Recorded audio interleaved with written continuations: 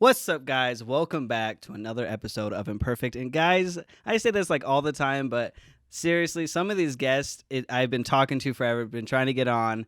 I finally got Blake Harrison on the podcast. I am so excited to have you here, brother. It has been so long that we've been talking. In fact, you're probably one of the first three guests that we were talking about getting you on the show, but you moved and all that stuff. But now we're able to get you on, bro. How you been? Good, man. I've been really, really good. And I've been looking forward to this for a long time as well. So I It's appreciate you been having me a on.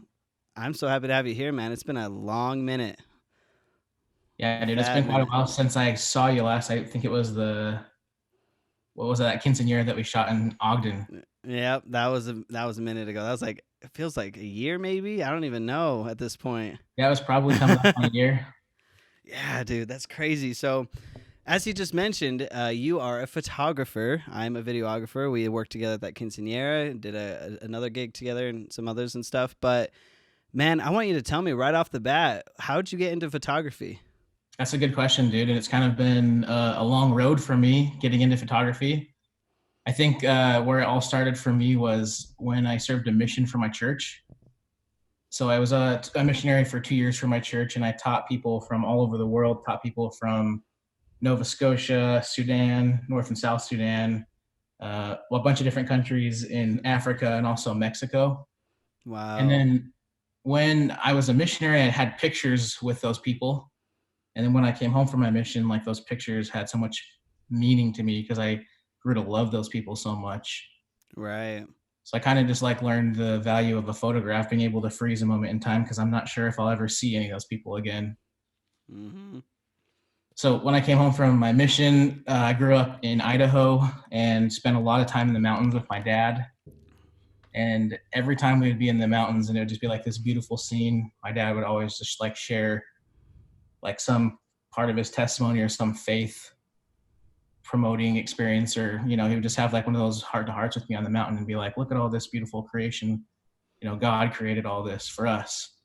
So like Right. some of my early connections like with feeling like the existence of God came in the mountains. And so I just kind of grasped a hold of that when I got home from my mission and was spent so much time around my hometown and in the mountains taking pictures, and got pretty good at it over some time. And then had a number of people that like actually took some pictures of mine that I had shared on Facebook and printed them for me, and they put them in the fair at my Dude, local no fair. way. Yeah, they had That's encouraged me for crazy. like the last 2 years. They're like, hey, you need to put your pictures in the fair. And I was like, oh, they're not that good. So there was like a band of them that like conspired together and printed off a bunch of my pictures. That's awesome. That's Yeah. awesome. So I didn't win the grand champion, but I think I got like second place in a couple of categories at the fair that year. So Wow. that was kind of cool. And then one of those ladies just kept encouraging me to get a camera. So then one year I ended up buying like a DSLR. My first one was a Nikon D3200, just a basic entry Oh, level. nice. Yeah. And then just started doing portraits here and there for some people, and didn't really get into it a ton. And then when I got married, this is kind of where the story gets good for me. When I got married, we moved to Idaho Falls. I took a job with Cabela's when the store was built there. And shortly after that, Cabela's was trying to prevent themselves from getting bought out by Bass Pro Shops. So they're like Oh, cutting yeah. people's positions and cutting people's pay. I And remember that. yeah, it impacted a lot of people up in the Idaho Falls community big time when they Mm. got bought out. But yeah, that was a hard time for us because we bought a house and we were excited for this new career change and a new opportunity. And then I got my pay cut, so I didn't lose my job, but they cut my pay, and I was like, I moved here for this job, like I bought a house. Now like this is going to impact me. And they're like, well, just be thankful you have a job. That was kind of their attitude. Right. And we just had our very first daughter, and so we were starting to have some financial struggles with trying to make our house payment and being able to just buy groceries. How long ago was this? This was probably 2015, Okay. I got you. 2000, maybe roughly in that area. So it was a I good got you. 5 years ago. Yeah. So I was just getting kind of weighed down with the burden of like that struggle, and wanting to Right. be a good provider for my wife and for my new daughter. And so I was kneeling down one day. We bought a house in Rigby, Idaho, but I was kneeling down in my living room one day, and I was just asking God to help me take care of my family. And I never forget like this experience and how it felt. But as I finished praying, I just kind of knelt there quietly, and this all this light just like poured in through this window. Like it was like the clouds moved a little bit, and then like the sun just came like right on me, and it was warm. And I just heard this voice just say, "Use your talents to provide for your family." And then like the clouds were kind of like moving, so like the light shifted in the window, and then I looked over to my right, and there was my camera bag like right next to the couch, and like the light kind of like moved across my camera bag, and I was just like, it just like hit me deep, and I was like, oh my That's gosh, crazy.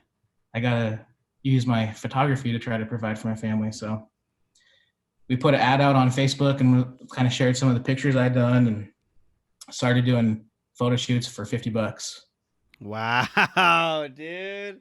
$50? Yeah, dude, $50 for. I think I said I'll do any photo shoot for $50. I did like my Oh, first wedding. $50. Oh man. That's Dude. crazy. It was a crazy experience, and like the learning curve was so shallow. I don't know if that's the right terminology, but like so many people jumped on top of it that I had almost 5 photo shoots a week. So like That's I learned really quickly from my mistakes, and people were pretty patient because they're only paying $50, and I told them I was a amateur photographer. So right. that's kind of the short, long story of how I got into photography. But That's crazy. But the fact that you did it for $50, I think a lot of people kind of miss that margin, because a lot of people are like, I'm gonna be a photographer, I'm gonna be a videographer. Oh, my local photographer charges $1,000. I'm gonna start at 900.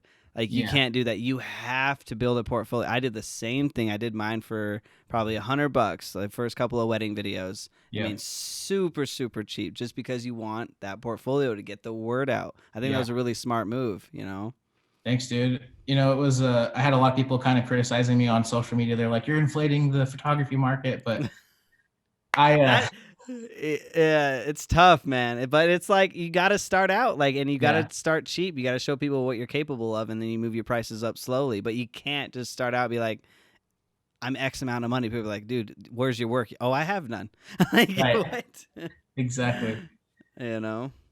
exactly, dude. Yeah, it's crazy now because when I look back at like even just this last year, like what I charged for a family photo shoot or a wedding, it's like if I've made leaps and bounds in my abilities and my work, but like I'm grateful for how I started because I even what, like that wedding that we shot where we first met each other.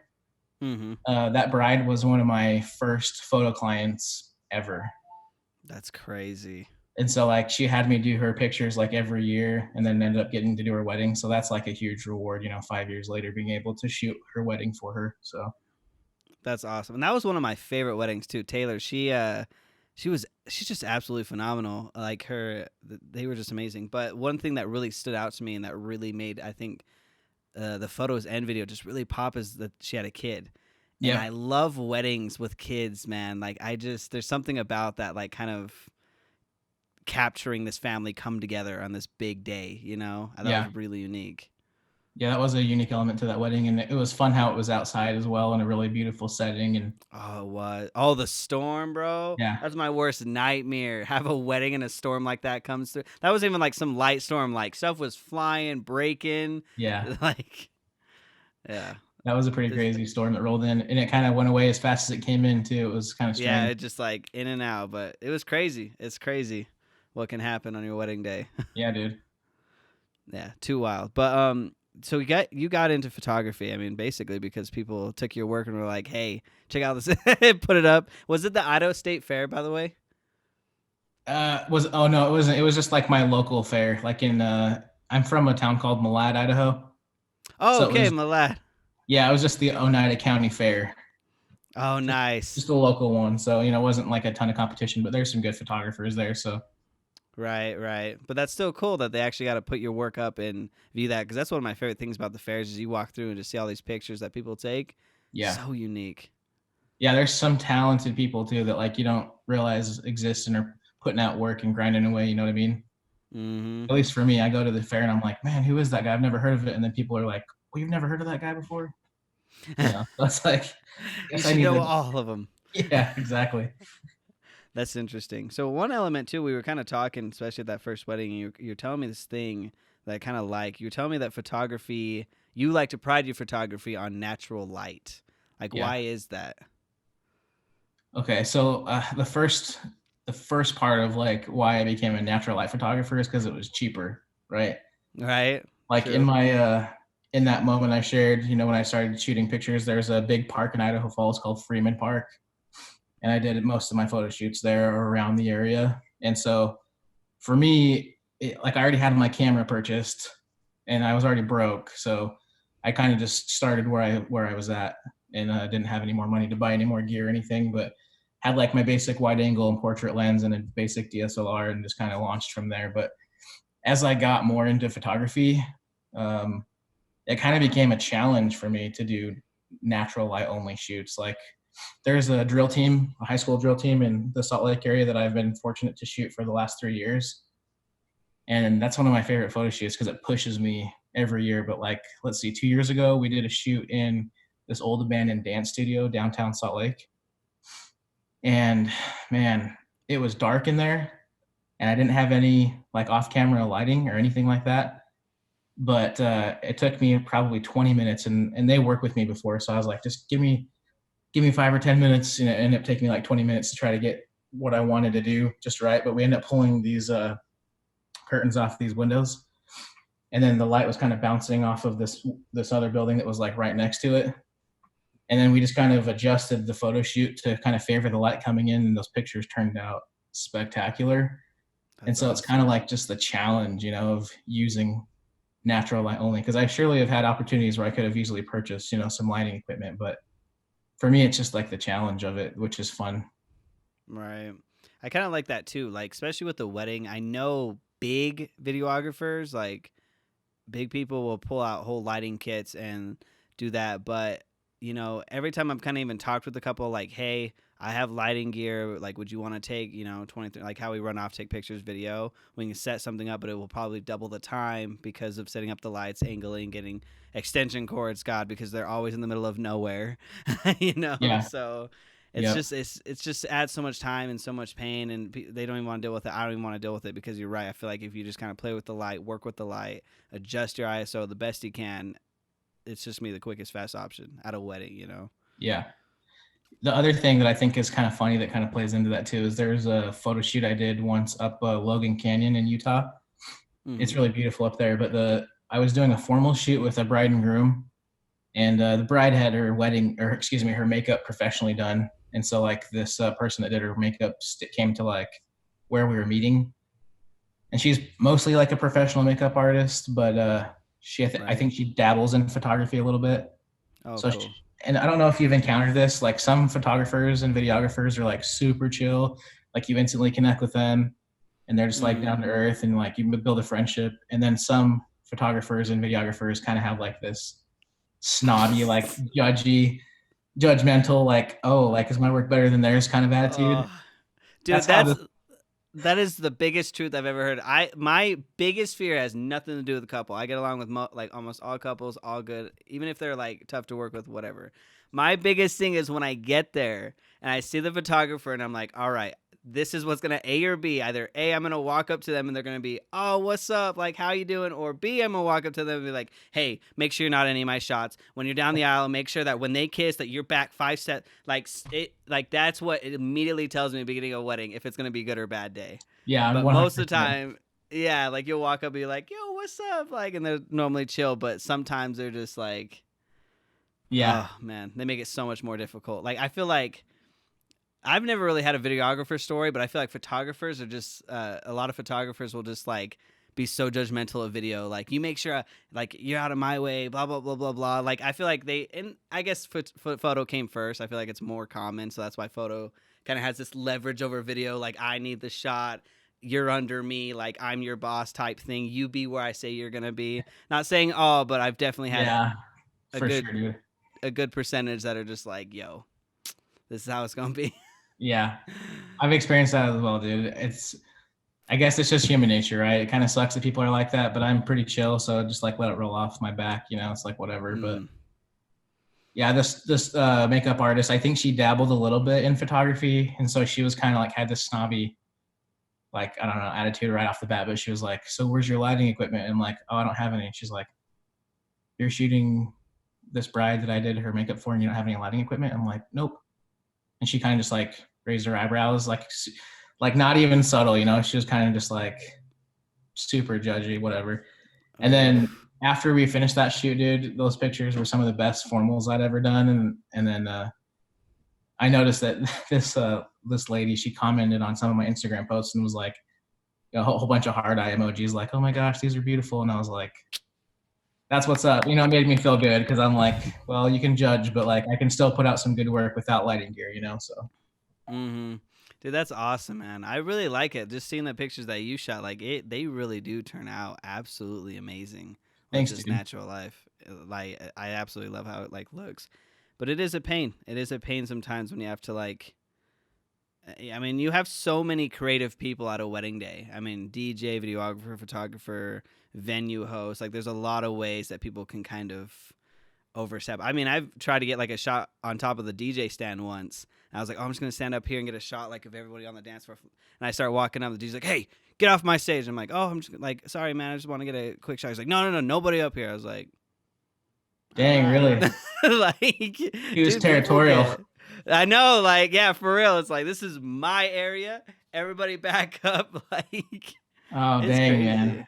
But I feel like the same with you. We got along really quickly. Walked up to you. I was like, "Hey, how you been?" Like, I'm Yeah, Gage. What's up? And you're like, "Oh, I'm a photographer. Nice to meet you, man." Like, you're super chill, vibed right off the bat, and it's so good too because I feel like if you do like kind of just give off a good presence, it's so much better for the wedding. Like, we're calm. yeah, We work together easier. It's just like a really nice experience, and that of course betters the photos and videos in the long run. You yeah, know? absolutely.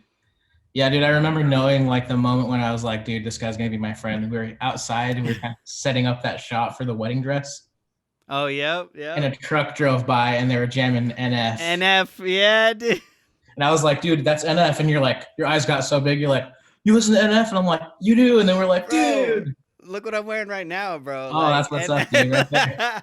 that wasn't even planned, but dude, like that's same thing here. Like, especially at the time, like NF was still kind of like underrated, not like absolutely loved or whatever. But like Yeah. now, it's just like he's everywhere. But at that time, and yeah, it's just really cool when it's like you have a very niche music interest and someone else has the same. You're like, Yeah. Like instantly yeah. connect with each other. You're like, oh my gosh. Oh my gosh, yeah, dude. Yeah, that was an amazing experience. And what are the odds too? There was actually another experience too that kind of really blew my mind. Remember when we were at the quinceanera Yes. and we were shooting and we got hot or something and everyone was kind of chilling. So like, let's go outside for a minute. Do you remember that? Yeah, dude, I remember. Would you explain that story to us, bro? Because that was probably one of the most unique experiences of my life. Like the odds are unreal. Dude, yeah, there's definitely, oh man. I think some people can, I don't know. I should just let me say it like this. I don't believe in coincidences. And I know that whole thing and how it actually all played out was like God's hand was in that for certain. But basically what happened is you had a quinceanera that you were shooting and you needed a photographer. I don't know if the one that you had like backed out last minute, but you like shot me a text like a couple days before and you're like, hey, I got this I need quinceanera left. you Yeah. ASAP. And I was available. So I Yeah. was like, sweet dude, like I'm yours, you know, let's go do it. So we went down and shot this quinceanera. And that was a fun event in of itself. Like I really enjoyed that and had got some really cool shots. And just the family that we worked with was fun. But I don't know, it was like probably like maybe 2 or 3 hours in to the event. And it was like us, like where it kind of slowed down a little bit. And I don't even know Mm. like what compelled me to walk outside, but it was just like a nice day. So I just like, we're shooting next to each other and I don't remember. But anyways, we walked outside and we're just like looking down the street and like, dude, I looked up and there was like this homeless guy walking down the sidewalk and I instantly recognized him and it was my cousin. And I hadn't seen this cousin for probably 7 years. And his family has kind of been like really worried about him for a number of years. And like he kind of pops up on the grid and then goes off the grid. And so like I hadn't talked to him forever. Like in the last time I had seen him, he got his car repoed or something, and I gave him a ride down to Salt Lake to get his car out of the lot and everything. But I love this guy so much, and we have had a really strong connection because my mom adopted me into my family, and then my mom's sister adopted my cousin.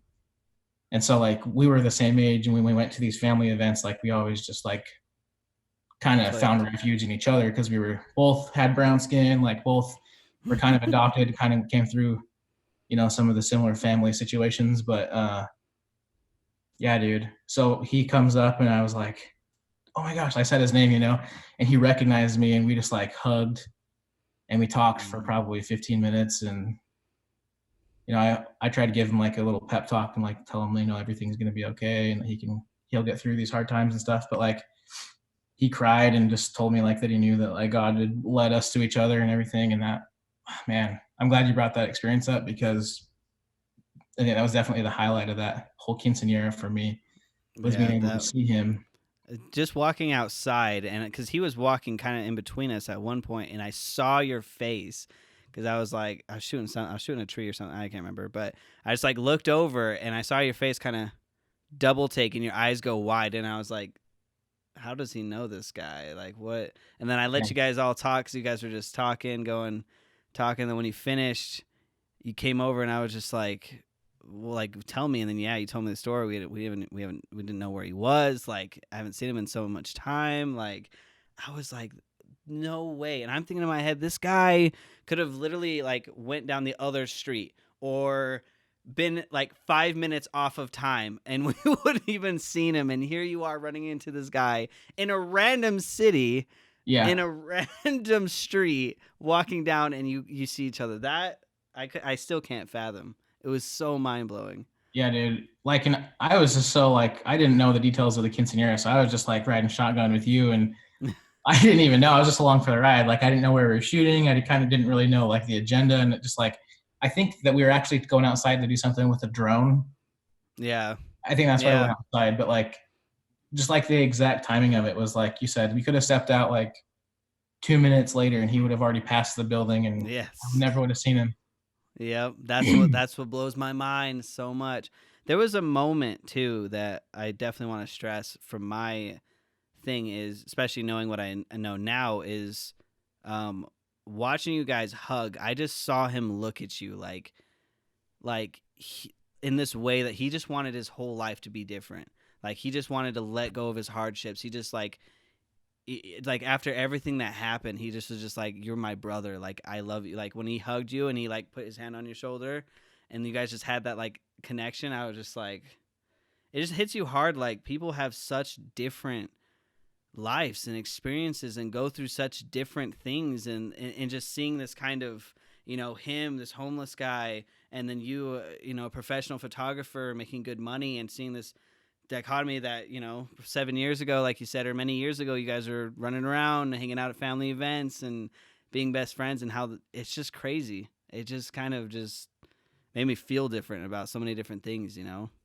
Yeah, dude, it was one of those for me, it was one of those moments where like it really, like, when you're trying to adjust your focus on something and you're Yeah. like, for me, I don't know if this happens to you very often, but like if I'm doing a macro shot or something, like it's really hard to get things into focus. And then like once it pops and then you're like, oh, that's money. For me, Yeah. like that was like one of those focus moments for like life. It was like, it like really brought things full circle for me because I was going through kind of some struggles at that point in my life too.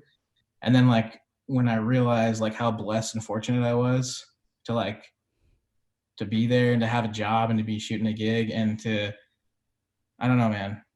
I don't know. It's hard to kind of wrap my mind around kind of my feelings from that, but like it was one of those like focus moments for my life where it just put things into perspective for me. Yeah, I feel you, man. I still can't put it together, but it really is like no matter how rich you are, the wealth you have, the family you have, all the way down to the nothing you have, like everybody is imperfect. Everybody goes through things. And sometimes you get so caught up that like, oh my gosh, like I do that consistently. Oh my, I have homework, I have this, I have I have stressed myself out, and I have so much to do. this pandemic's going on. I don't have a lot of money right now, but I want to give back. Like all these things that just consistently go in your mind. And then it takes a moment like that to pull you back. And you're like, wow, at least I have a home. My fridge has food. My cats are doing fine. My fiance is doing great. Like, like there's so many things that just make you feel blessed for that it just kind of makes you wake up to. Yeah, dude, 100%. 100%. The one thing I loved from that too is like he knew that I loved him, like, and he knew that I had like zero judgment for like, you know, what he looked like or what he was wearing or what he smelled like. Like we just embraced it. Didn't bother me any because he's my brother, he's my family, you know what I mean? And he knew that, regardless of whatever imperfections he has or I have, like it was just like that moment of brotherly love that we shared. Mm. It was nice too because I was able to call it or follow up with his mom, shoot her a text, and kind of say, "Hey, I ran into him, and here's where I saw him at." And it kind of made her. She said, "That made me cry, but I'm glad that you were able to see him and share some love with him and give him a hug and everything." So, Dang, man, that's strong. That must be hard on her end, just being a mother. I can't imagine, man.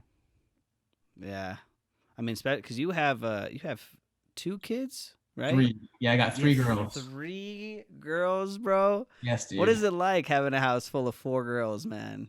I'm outnumbered, that's for sure. I'm outnumbered.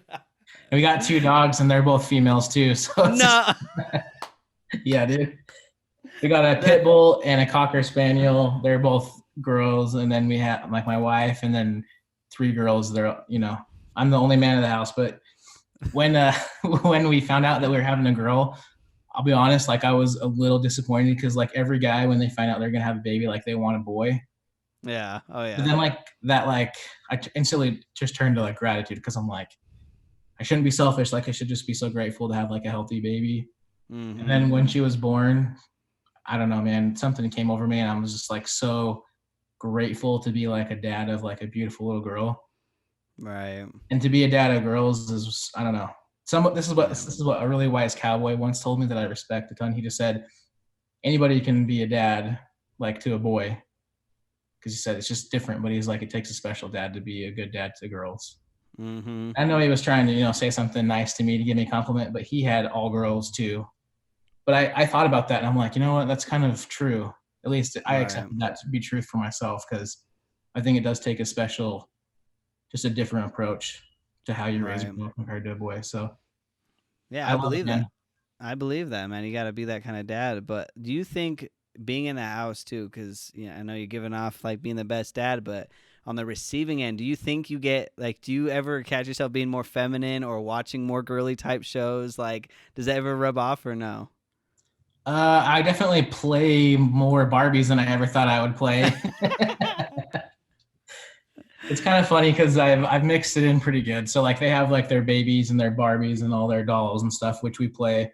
I make it a big point to play with my girls too. So my oldest is almost 5, my middle one's almost 3, and then my youngest is 1. So my dad was really good about like laying down on the ground and playing cars or Hot Wheels or whatever with me as a kid. So I'd carry that over, to be one of the things I want to do with my girls. I want to give them all my time when I can, when I'm home and play with them and have those Heck special yeah. moments. But we play dolls and stuff, but I also have like a whole collection of like Marvel action figures and we play That's with those all the time. So you gotta teach them both, man. For yeah, real. dude.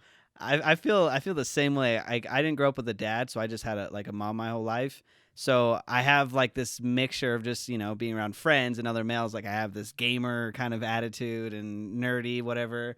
But now, like anytime we watch any girly movie or whatever, even my fiance will be like, "Oh, this is so sad." I'm over here in tears, bro. Like I let it out. Like like I Don't hold just back, man.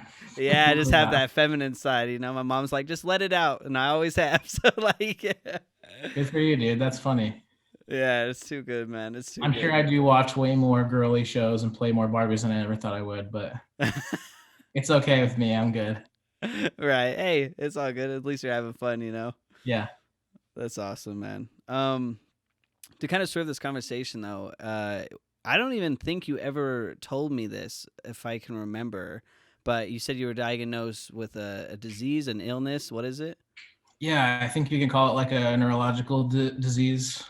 I think that would be the right term for it, but it's called Bell's palsy. So it kind of came on unexpected. like I had no idea what was happening. Like I noticed like maybe the day before I had a hard time like drinking. Like a bunch of every time I drink, it would like spill out of my mouth, and I was like, "That's weird." But I didn't like think anything about it. Right. The day that it happened, like I woke up and I looked in the mirror, and it looked like the left side of my face was kind of drooping down a little bit, and I was like, "Nah, that's not happening." So I just like went to work and was just working away. I went in like to the bathroom a few hours after being at work, and like I would raise my eye up, and my like I kind of go like this with my face, and then like this left side would just go like droop down, and I knew it Oh, wasn't normal. So yeah. I kind of was in denial still. I'm like, nah, this isn't happening. So I waited till lunch, and by lunch it was like way worse. And so my wife was actually bringing me lunch, and I usually would go out and sit with her during my lunch break and eat with her. And I was like, I need you to take me to the hospital. I think I might be having a stroke. So she freaked out and she drove me to the ER, and we went to the hospital, and they're like, yeah, we need to do a CT scan on your brain and see if you're having a stroke. So went through that whole process. I was kind of nervous, like, man, this is crazy. But like, I wrestled a ton in high school, and mentioned my dad already, but my dad's a huge part of my life. And he always ingrained in me the importance of having a positive attitude. Like no matter Right. what you can't control is your attitude. And so I've always been big on trying to be positive. So I tried to be positive through the whole thing. Like, man, maybe I'm having a stroke. This is crazy, but tried to at least give a half smile because only half my face would work through the whole thing. The doctors came back and they're like, you didn't have a stroke, but we think that you have Bell's palsy. Okay, what's that?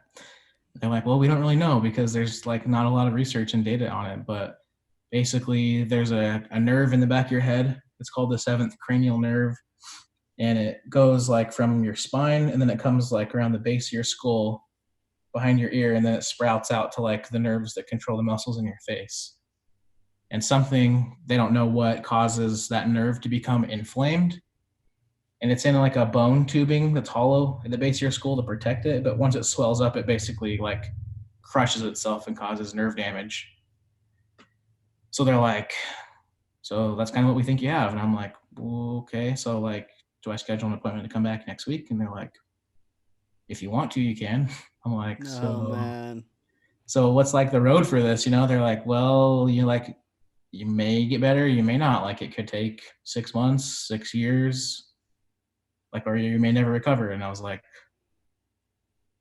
that's it, and they're like, yeah, we're really sorry. Like, and my wife was there, and she just started sobbing, and I was just like, okay, this is good. I was like, okay, we like left, and it was hard because like that next morning I woke up and I'm like, yeah, maybe this was just a bad dream.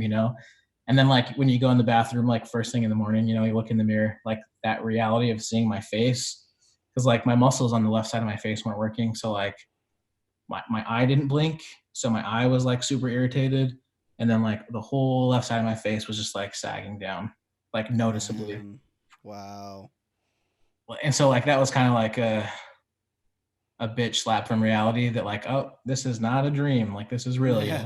Oh, look at yourself in the mirror. Like, man. So yeah, that was that, dude. That's how I kind of got diagnosed with Bell's palsy. Obviously, you can see from my face now that I made a recovery. But So that when next, was this though? When did this start happening? Like the CT scan and stuff. so the CT scan, they did that like the very same day that I went into the ER, so that it all came out. So Is it? But is this like a year, 2, 3 year ago, or? this is let's see, 2017, Okay. March, Gotcha. April, May, I think it was April of 2017. Gotcha. Okay. So 3 years now. Yeah. But yeah, so that same then very next day, as I mentioned already, I'm very spiritual and have a lot of faith, in God. And my dad gave me a blessing where he laid like his hands on my head and gave me a blessing, and he promised me that I would be able to recover, but it would be like in God's timing. So he like counseled me to just have faith in whatever God's timing would be. So I took a really aggressive approach. I did a ton of research. Like there were some people that said essential oils help them. There are some people that said chiropractic adjustments help them, acupuncture, electroshock therapy. I did Wow. I did everything because I'm like, No. I didn't want my face to be like this, you know? So like I never believed in essential oils. I don't know. I never really looked into them. I just thought they were kind of hokey. Yeah, yeah. And I got my hands on some helichrysum, which is like an anti-inflammatory essential oil. And I put it like on the back right here where the nerve was. And like within 2 to 3 seconds of putting it on, I immediately like felt the pop. I forgot to mention this too. I went deaf in my left ear from this as well. You're full So out deaf? yeah, so that nerve swelled up so much that it closed off my ear canal, so I couldn't hear. I was deaf in my left ear. Oh, wow. So it wasn't like my hearing, like the organs inside my ear, like my eardrum and all that stuff. None of that was damaged, but it just it swelled up so much, that nerve did, that it closed off my ear canal. So Wow, man. I was deaf until that nerve swelling went down. But I put essential oils right there, and like I immediately felt like a pop in my ear, like I could, like it kind of gave me a hope. I was like, oh my gosh. So I got on this regimen where I was trying to do like these face exercises in the mirror 3 times a day, where you like try to like force your face to do these moves and you like move your hand with it. I don't know if it helped. Went to a chiropractor 2 times a week. He did shock therapy on my face, trying to like send electrical impulses like back to the nerve to try to wake it up a little bit. I don't know, man. I was really aggressive with what I was trying to do, but like within 6 weeks, I was 100% recovered from my Bell's palsy. Wow, that's insane, man. 6 weeks. Yeah, I have friends that have had it for like, I have a specific friend I'm thinking of right now, and she's had it for I think almost 5 years, and she hasn't gotten any better. Dang, you need to tell her to do what you did. Just do all the treatments. I don't know. Yeah, I definitely shared with her some of the thoughts of what I did with mine. I think in her situation, she had it for like a year when I got mine, so she hadn't really taken any action. So I'm not sure if like how quickly I got on it, if that helped before it made that nerve damage permanent. I don't really know, but Interesting, man. I'm just That's grateful so to have my crazy. face working, you know, because like I don't know, it might not seem like that big of a deal, but like when your face doesn't work and you can't eat and you can't talk and your mouth's drooping, and my little girl at the time, so she was 2 years old. I remember one day she was like trying to push my face up when I was holding her, and she was like kissing my cheek because she's like, I could just tell she Thanks. could see it wasn't normal. Right? She just thought you were like hurt or Yeah, something. and that broke my heart because I'm like, oh my gosh, you know. That's so sad, bro. But That's I can crazy, smile now, I man. can talk, I can blink, I can hear out of my ear now. So super grateful for that experience too, because again, it was like one of those focusing moments in my life where like it helps me be thankful and humble and realize like all the blessings that I have, and to be grateful for what I do have. You know what I mean?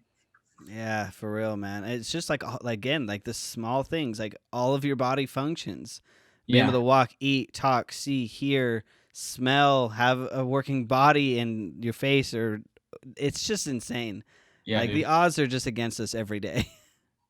Yeah, without some of those moments of reminding us how much we rely on those little things, like I think it's just human nature. We get complacent and kind of entitled to all the things that we have.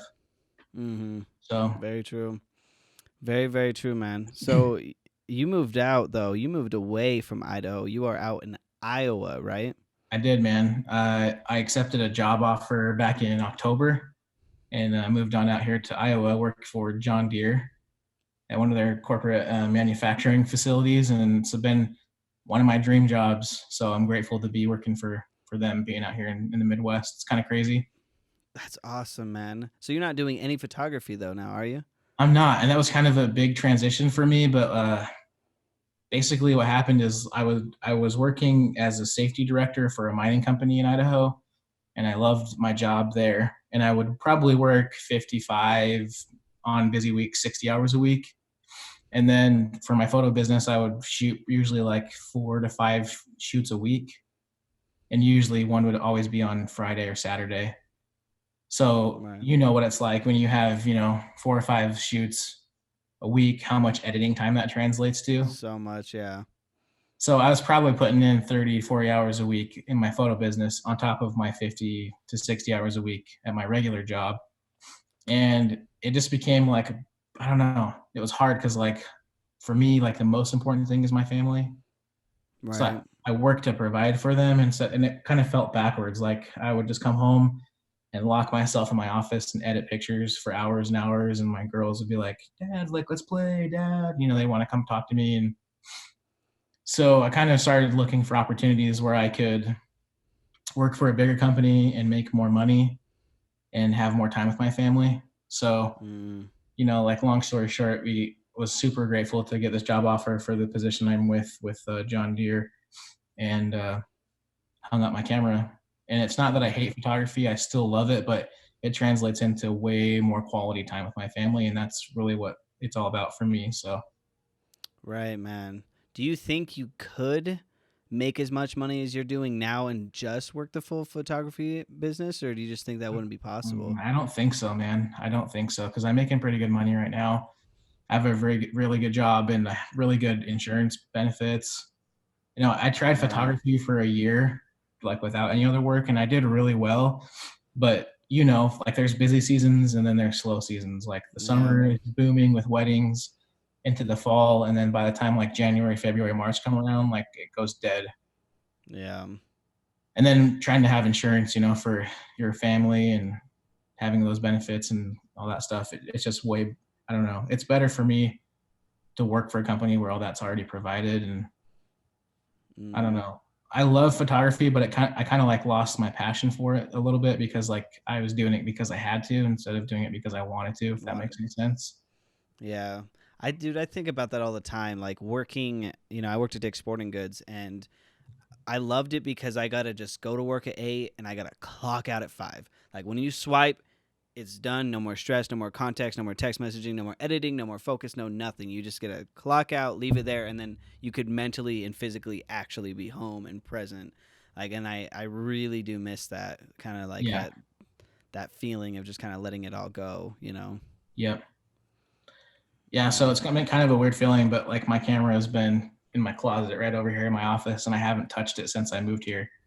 that's And crazy. it's kind of been a nice. It's been really nice. Right. Yeah, there's some people that I work with that found out that I was a photographer, and one of them was getting married, and they're kind of like asking me, and I kind of like politely like brushed them off because I'm like, I've kind of like needed this time to separate myself. It was just like Right. really healthy for me personally. So I have some weddings this summer already back in Idaho. Oh, So I have good.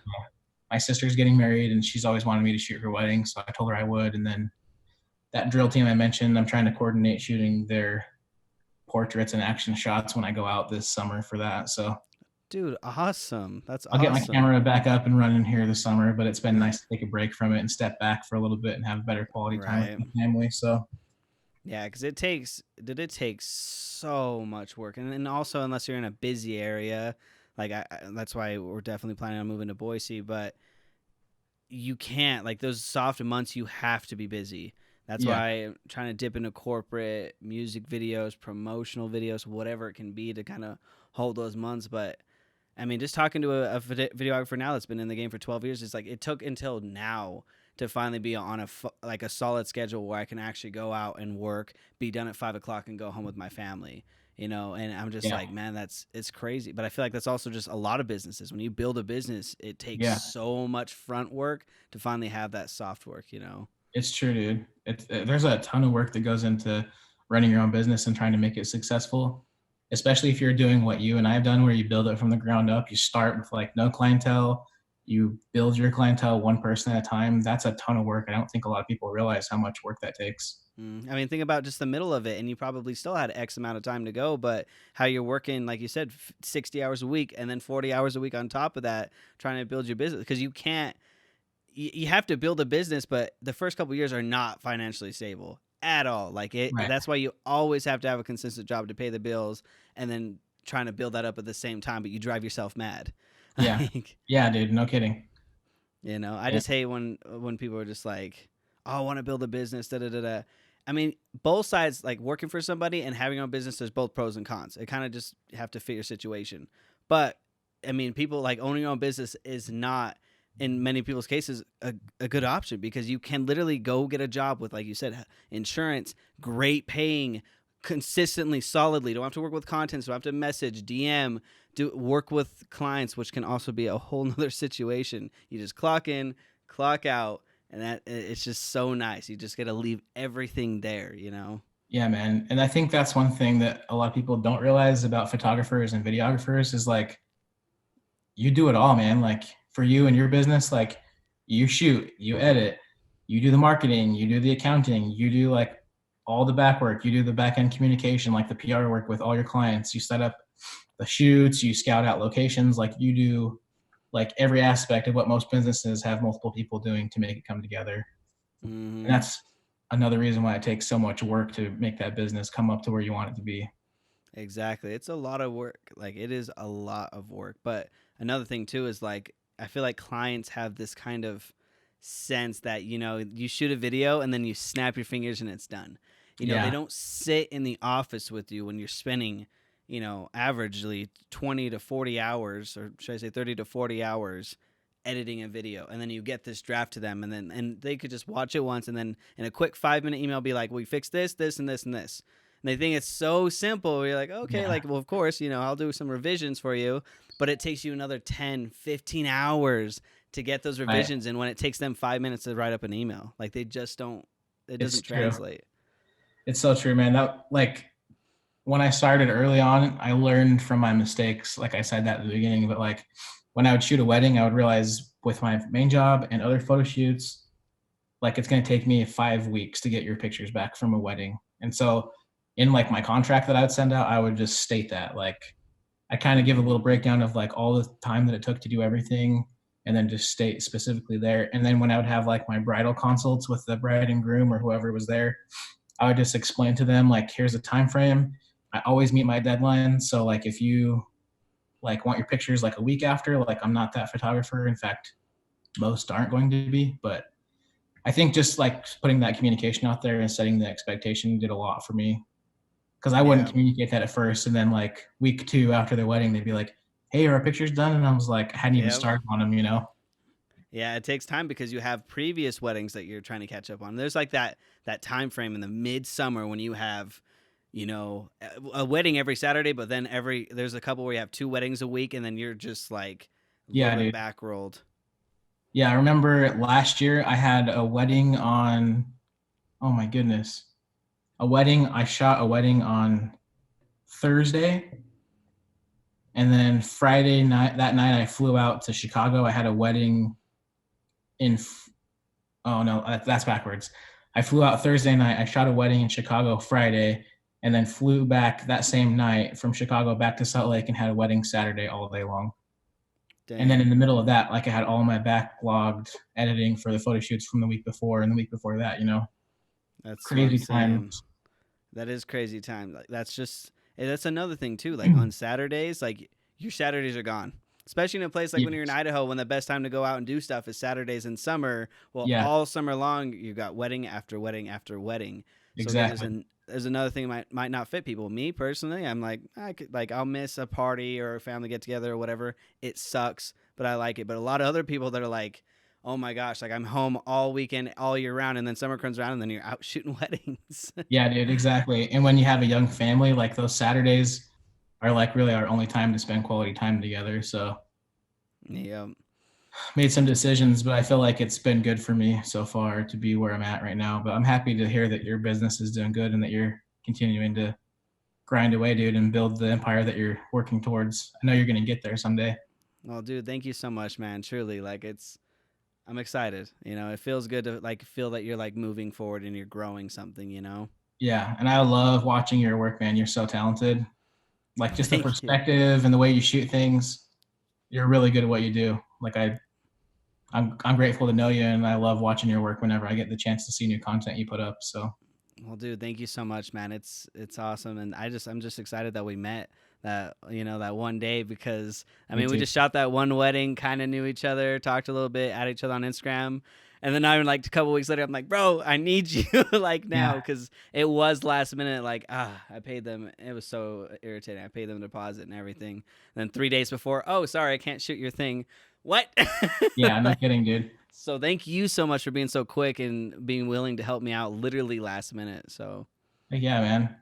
I'm grateful for you, and I'm glad that we were able to build the friendship too. Because even though we're not, you're in Idaho and I'm out here in Iowa, we still have that friendship. We can still keep building each other up and keep supporting each other. So I Heck appreciate yeah, you. man. I will be lifting you up, especially even if you're just working John Deere, bro. You got this. But if you're shooting a Thanks, wedding, man. you got this. I'm gonna lift you up, bro. Thanks, But man. I like I appreciate said, that. I got family in Iowa. You have family here, so if we ever cross towns, we'll have to link up. Yeah, dude. I'll hit you up when I make it out this summer, and maybe we can try to meet together and meet up, do something, grab a drink or something. Heck yeah, bro. I love Eat it, at man. Subway again. Subway for days. I think I owe you a foot long, so Yeah, bro. You do. What's up? Yo, thank you guys so much for watching this episode. Thank you for coming out, Blake. Peace.